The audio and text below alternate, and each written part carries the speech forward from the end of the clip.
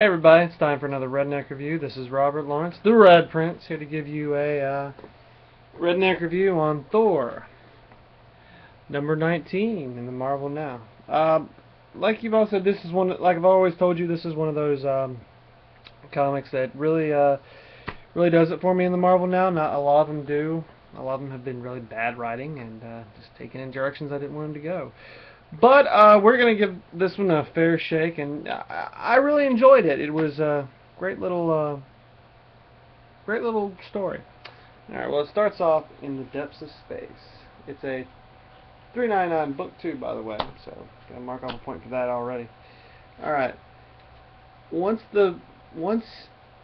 he begins looking, they are easy. Once they begin looking, they are easy to find, floating throughout the cosmos like giant bottle corpses, dead worlds, worlds that had once been teeming with life, but now are burned or frozen, flooded or dry, and the grave a few are so toxic even he can't walk upon them for long. Some have been dead for untold eons, others for just a few million years. All are rotten and decayed, all are deathly silent. Many he can tell were the victims of war. Strangely, those are the ones he finds comforting. Battles between armies he understands. And who do you fight if it's the world itself that is killing its people?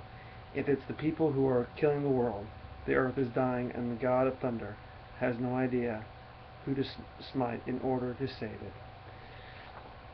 This awesome little thing, he's looking at these worlds that have either been polluted or desecrated by war, and Thor's just trying to figure out how he can keep Asgard, Midgard or Earth from turning into one of these planets. I think it's really cool. Well, it starts off with brand new. It starts off with fighting the polar ice caps with the Earth's southern ocean with a brand new agent, Agent Solomon, who has been given. She's a underwater marine life expert at S.H.I.E.L.D. She's brand new. She was in one earlier issue where she asked Thor to the S.H.I.E.L.D. dance. It's like the officers' ball where they can invite celebrities or someone they like. And they call her Thor's girlfriend because he actually showed up to her thing, to her dance. Well, she gets down there. She's been sent to hunt down and save some wild orca whales. And what does she find? She doesn't know exactly who's been attacking them. And what happens is she finds out there are two submarines just looking to capture the whales. The harpoon subs are making a run for it, she says. Let them go and follow at a safe distance, Coulson tells her. Your team is en route.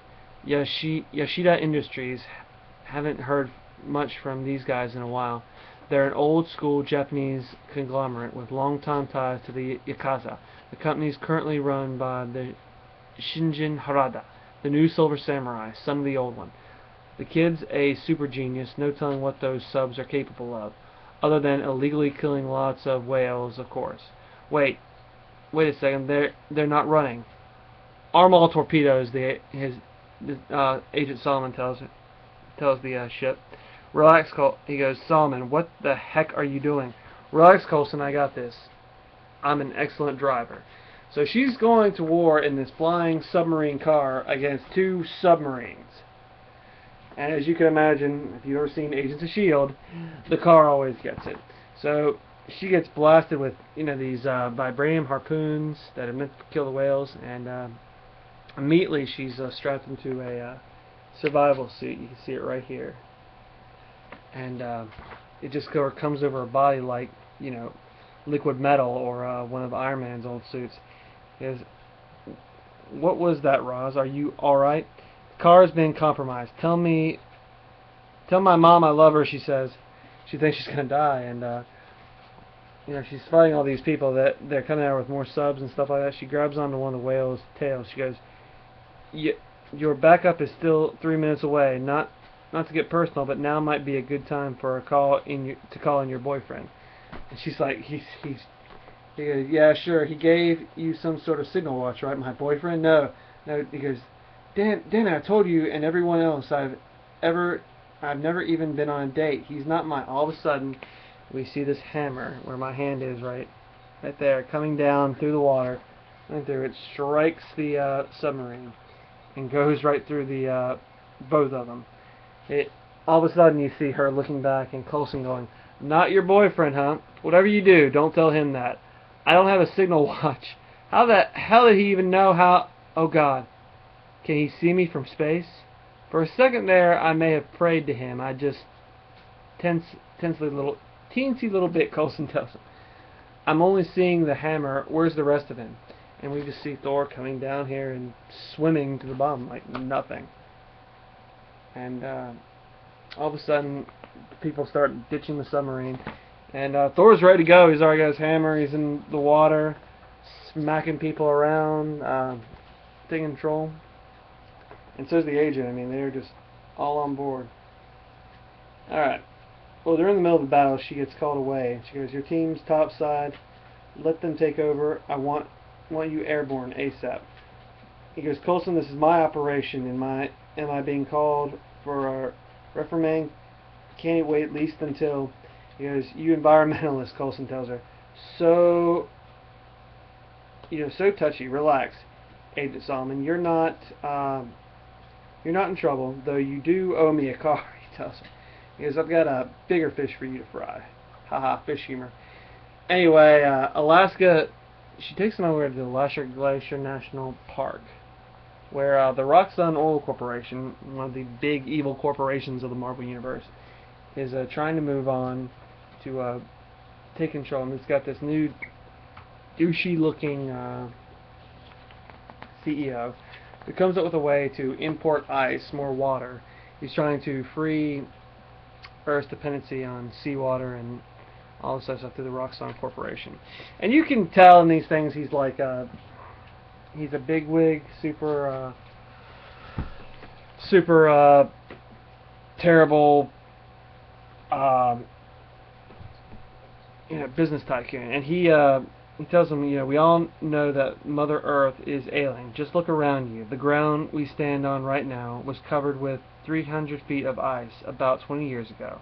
Because of global warming, glaciers all over the planet are retreating, melting away in an alarming rate, leaving less and less available drinking water for all the world that already makes do with far too little. But this ice is this beautiful blue chunk of ice you see before you. This represents the end of all of those problems. Ladies and gentlemen, this is the ice was traveling 390 million miles to be with us today. This ice was mined on Europa, one of the moons of Jupiter. I chiseled this chunk out myself, and then I stood there atop one of our orbital drilling platforms and looked out at the field of shimmering blue that stretched as far as the eye could see.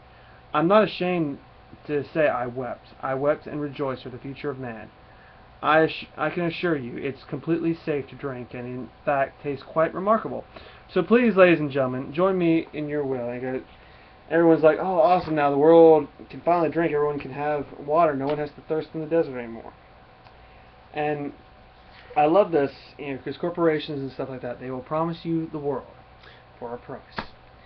And, Agent Solomon, or Salmon, can we call her, because I guess they going for an underwater field tour. She says, "Oh, I wonder what exactly will Roxxon be changing the people of Earth for? Will be charging the people of Earth for the privilege of drinking your new sparkling new space water." And he goes, "You are grossly misinformed, Miss Solomon. Right? Or our mobile factories aren't on wheels; they fly." Basically, there was a early comment where they said, even the barium industry says you people are dirty. Your pollution is basically, a walking landfill on your mobile platforms. And he tells them, "And all we are trying to do is give the people of today what they need to survive tomorrow. There's a price to be paid," he tells me. "Roxxon is the world's wealthiest and most powerful super corporation. If we don't know what's best for the people of this planet, then I ask you, dear lady, who does?" All of a sudden we see Thor here with a giant block of ice come up and says, "I was told the people of Midgard were in need of frozen water. Will this suffice?" And he throws an entire chunk of ice down to the planet for free. So the Roxxon stuff is no longer really needed. And he's flying over to the ship, sits down to him, he gets interviewed by the people, and they're all asking, where'd this block of ice come from? He beat a frost giant half to death to get on. So, Thor brought us ice. That's awesome. And the two of them are going back and forth. Thor sets up to him. He goes, "Is this?" He talks to the agent. He goes, "Is this the villain you spoke of, Agent Solomon? This one who seeks to poison Midgard for financial gain?" He's one of them. Yeah, one of the biggest. Think of him as the Doctor Doom of corporate scumbags. His nickname in the business school was Minotaur. Minotaur. Now, Miss Solomon, as I'm sure you're aware, my company and I have never been convicted of wrongdoing by a court in the world. Hear me, man of Roxen, and mark well the words of Thor. Anyone who threatens Midgard shall come to know this hammer in ways they shall find most uncomfortable. He goes, and the really arrogant business guy tells him, I have my own floating island and more money than most countries. Why would I threaten a world that has given me everything I could possibly ask for? There's no reason we should have to be enemies, Thor. I think we've more in common than you realize. Gods and CEOs, who are the masters of the earth, if not us? Perhaps next time you'll join me in a drink. I can't believe this guy is talking to Thor, a guy who saved the planet several times. I'm not particularly a tree hugger, but I do like how this thing is taking responsibility for what we do to our planet. I believe God gave us dominion over the planet. He told us to take care of the planet, not to abuse the planet. That doesn't mean we can use it for whatever we see fit. And I like where this is going. Anyway, the Roxxon Corporation is over here on their new floating island. I don't know where, that's probably going to play some big part in here soon. It goes $478 billion. That's my rough estimate of what Thor just cost us, Mr. Agert. And that's in this core alone. The ice pipeline project will have to be put on hold. There's no doubt about that, at least until we can salvage whatever we can from the publicity standpoint. To put that project on hold now means losing billions per day. He just tells them all, the president tells them, get out. The stock's already dropping 2 points. Get out if you value your lives. And all of a sudden his eyes go red. So I'm wondering who this guy really is. He's got some other agenda.